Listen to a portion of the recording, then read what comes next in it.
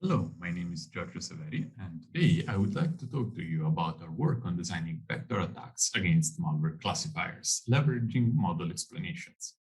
This is joint work with my collaborators, Jim Mayer and Scott Cool, and my advisor, Alina Oprea.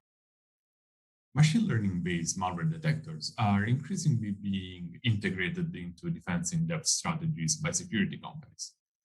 Among the different typologies of models and systems designed for this purpose are those based on handcrafted static features.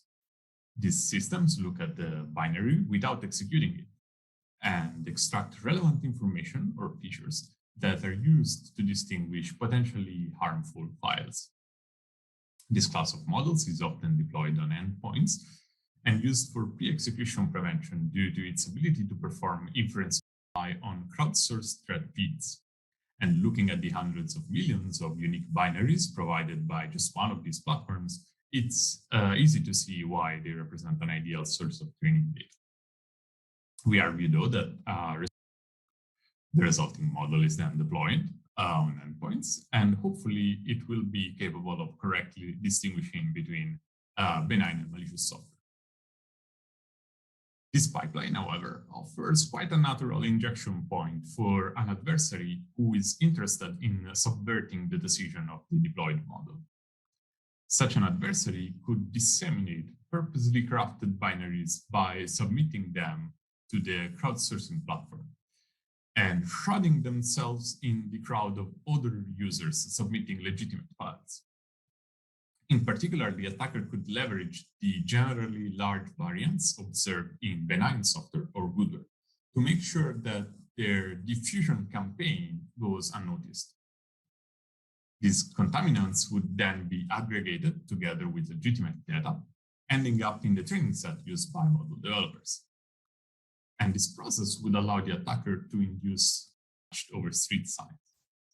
One of the interesting things about vectors is that they have essentially no side effects on the accuracy of the model on normal data, but allow the adversaries to trigger the malicious behavior at will.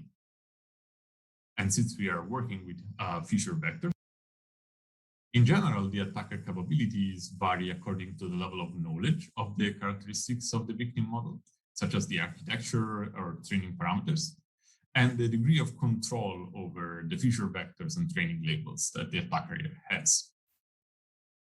In our analysis, we allow the adversary to consistently have full knowledge only on the feature set. We also allow the adversary to have access to a potentially small set of data points distributed as the training data. In our paper, we will cover multiple different combinations of adversarial models, but for the remainder of this talk, I will focus only on the constrained adversary. This adversary is forced to only generate practically feasible triggers and therefore cannot arbitrarily modify the feature vectors. Now, to design our vectors, we use the Shapley Additive Explanation Framework, known as SHAP, introduced by Lundberg and others in 2017.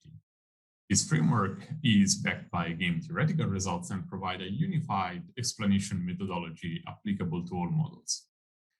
This allows us to estimate for each point in the attacker set the contributions to the final model prediction of each feature value assignment observed in the feature vector.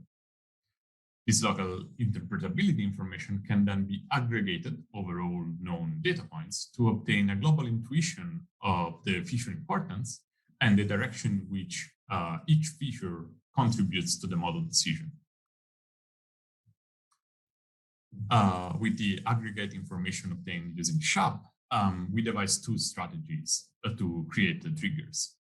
The first one aims at maximizing the impact of vectors by first selecting the highest leverage features identified by the sum of their absolute SHAP values, in which it will embed the trigger, and then selecting sparse or weakly aligned values to assign to those features. In the second strategy, instead, invested in them. Vector attacks are essentially a subclass of poisoning attacks, where the adversary wants to induce the model to associate a specific pattern in the data, also called a trigger, to a desired target class. Is that they have essentially no side effects on the accuracy of the model on normal data, but allow the adversaries to trigger the malicious behavior at will. And since we are working with feature vectors extracted from software binaries, in our case, the trigger becomes essentially an assignment of specifically chosen numerical values to a subset of the features of the data vectors. And this setup also comes with a set of specific challenges. In particular, we are forced to assume that the attacker has no control over the training labels, since those are based on the results of the automated scanners. And this restricts us to consider only clean label poisoning strategies. And second, our adversary must respect the constraints dictated by the data semantics so that the vector samples are still valid executables.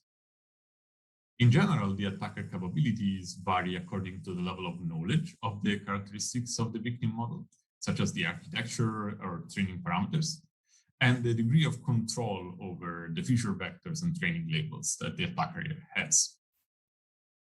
In our analysis, we allow the adversary to consistently have full knowledge only on the feature set. We also allow the adversary to have access to a potentially small set of data points distributed as the training data. In our paper, and that we can use the information provided by model interpretability tools to design effective vectors. Also, this approach is generic and applicable to multiple data and model types, and the vectors that we create can be extremely hard to identify. With this, I thank you very much, and I'm happy to take questions.